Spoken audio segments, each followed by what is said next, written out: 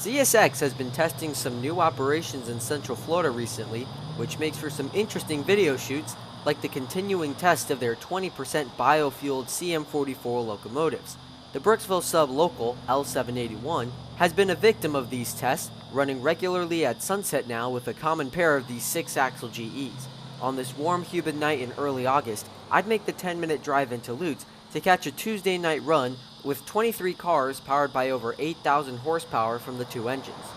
Of note along the Brooksville sub are these new milepost signs installed along the right-of-way every couple miles or so. While not as aesthetic as previous railroad cement constructions, it's still nice to see CSX upkeeping the 49-mile branch to Brooksville. At 2030, the headlight of L781 would round the corner, notching up over the diagonal crossing of US 41, where track speed upgrades from 15 miles per hour to 25.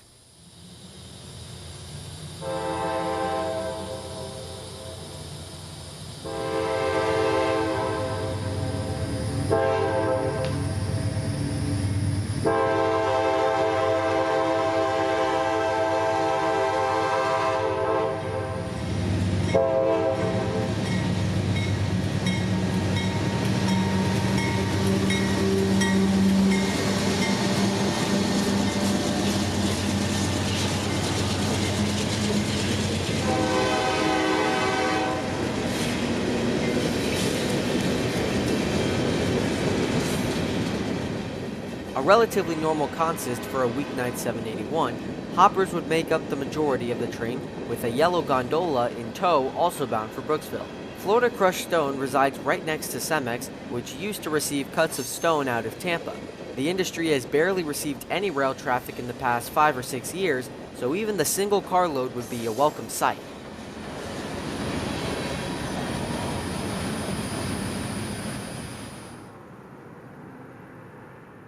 About 20 miles from the Brooksville sub in Lutz is the S-Line, CSX's main line for freight traffic into the Florida Peninsula. We'd be camped out at Vitus Junction on Saturday, August 5th, as we heard of CSX's Conrail Heritage Unit in Lakeland prepared to lead M452 north this day. But with a 12:45 departure time set for the train, we'd head out to the S-Line to see what we could find. M222-05, CSX 522, entering CSX Wildwood subdivision northbound, clear at Lumberton, north on 1, out. First hit would come right after 0800 as a northbound freight would be coming up the Vitus sub. Rounding the corner and onto the Wildwood sub would be M222, making an unusual S-Line appearance even more rare in daylight. M222-05, locomotive CSX T5 222, that's clear at Vitus Junction, north on 1, out.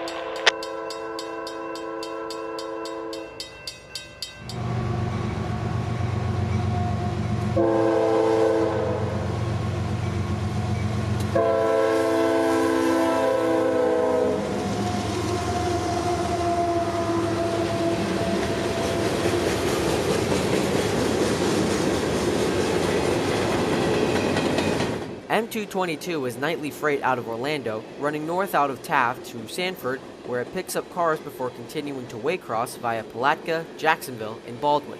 A midnight train in Orlando, this train encountered some major difficulties pushing back the departure south from Orlando to Sunrise.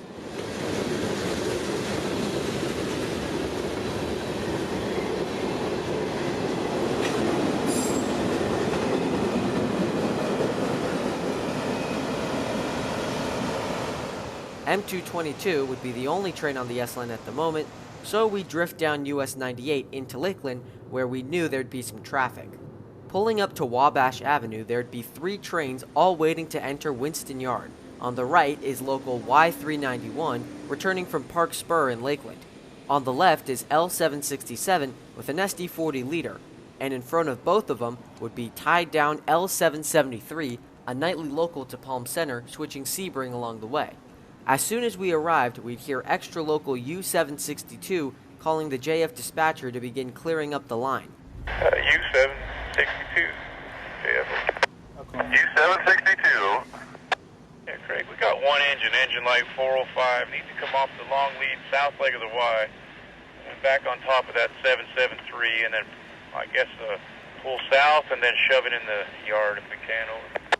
Yeah, it's on number 2 track, 773.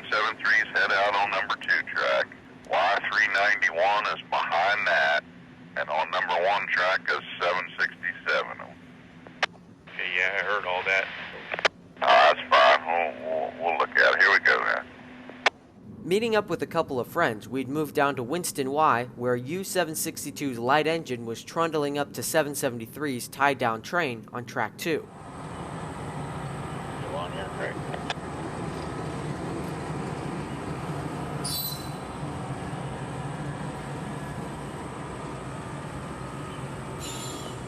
Medium clear south Winston Y.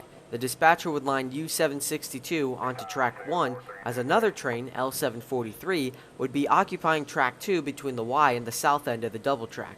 In a couple minutes, U-762 would be on the move, clearing up track 2 for Y-391 to enter. 91 over. Yeah, we're on the move. I appreciate it. Thanks a lot, Winston.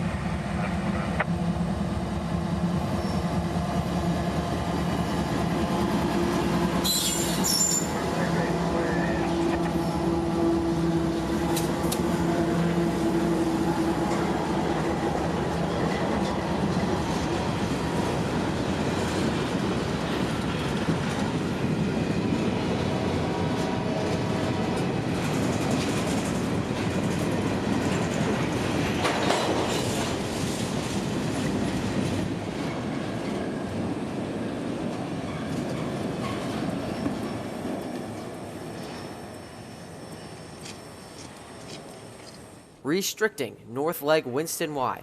With 773's train now out of the way and in the clear, Y391 would get a signal to enter the yard with a string of boxcars from Saddle Creek Logistics and surrounding customers.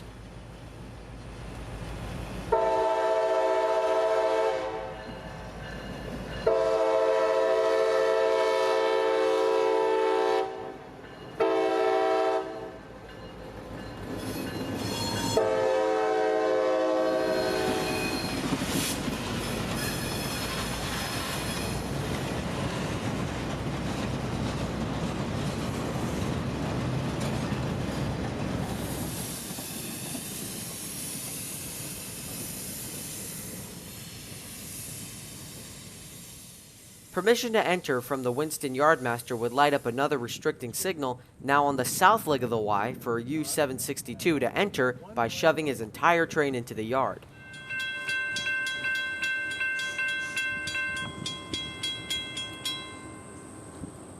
On reverse moves, when the engineer cannot see the end of his train, the conductor is obligated to ride the last car, being the eyes for the engineer, who's 5,000 feet away on the head end.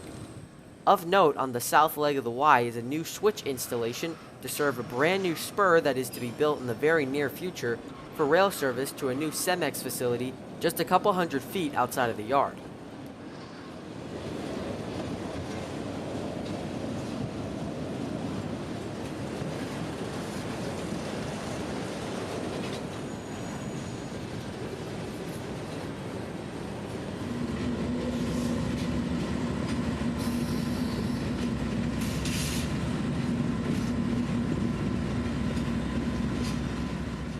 It was now about 11 a.m., and with another couple of hours to spare, we drive into the Bone Valley as we heard local L769 getting permission from Mulberry down to Bradley Junction, where he'd be switching out Tram Yard, now almost always used for storage.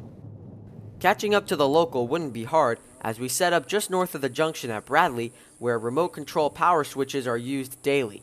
Contrary to most railroad signals in the area, the color of the signal does not symbolize if a train is approaching, but merely indicates the condition of the switch. As local L769 approaches, he uses a keypad inside of the cab of his SD40-3 to remotely throw the switch to make a right turn onto the Brewster sub to the west. Yes, tram switch, milepost 843.1. Switch is normal. Switch is normal. CSX. Tram switch. Out. Now the signal is yellow, indicating the switch has been thrown for diverging traffic. These remotely controlled switches saves a lot of time, as the conductor no longer needs to leave the cab to switch these turnouts, making for easier and more efficient operations down here.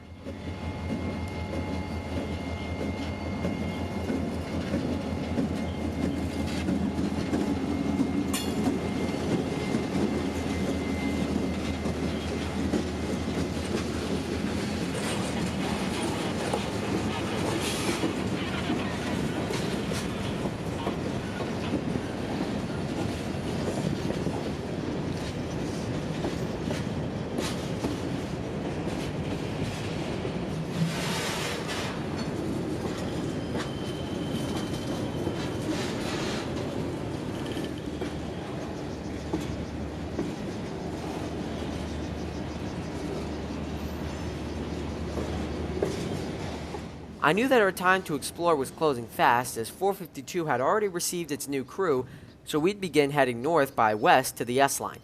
In the middle of the field south of Plant City is Lithia and Smokin' Joe's Barbecue.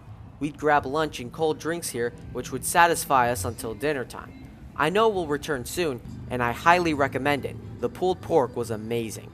Even after all of our planning and keeping a close eye on 452, we'd be behind the train as it silently departed Winston, making it from Lakeland Junction to Vitus in less than 25 minutes. Thanks to the much higher speed limit on I-75, we'd beat the train to Bushnell with about 10 minutes to spare. A high green at South End Bushnell would be lit for 452 when we arrived, setting up at the open curve that brings the S-Line into downtown. Since Conrail was split between NS and CSX in August of 1999, CSX would run plenty of light blue engines down these rails, although the government-regulated railroad never reached farther south than Washington, D.C. It's been years since any of that has occurred, however, as many of the older power of Conrail has been rebuilt, stored, or scrapped, leaving not a glimpse of the light blue left on the system. Until summer 2023, as CSX's new heritage unit number 1976 roams the rails, heading back north after its first visit to Floridian soil.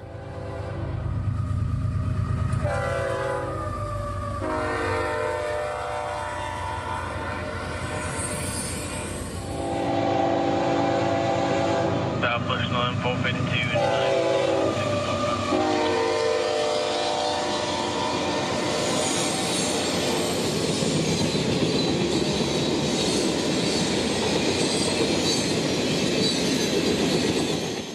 M452's 10,000 feet of train would disappear into the overcast afternoon as the train would speed north through Wildwood, Baldwin, and eventually Waycross. I'm glad to say I've now gotten at least one of these units, the cleanliness of the engine adding to the appeal for now. I'll make sure to keep an eye out for these locomotives, as there are 3 more to see, with CSX revealing a new one every few weeks. So in Bushnell at milepost S776.0, I hope all of y'all enjoyed this video, and I'll see you again soon trackside. For now, this is Christian from Multicolor Films. End of transmission.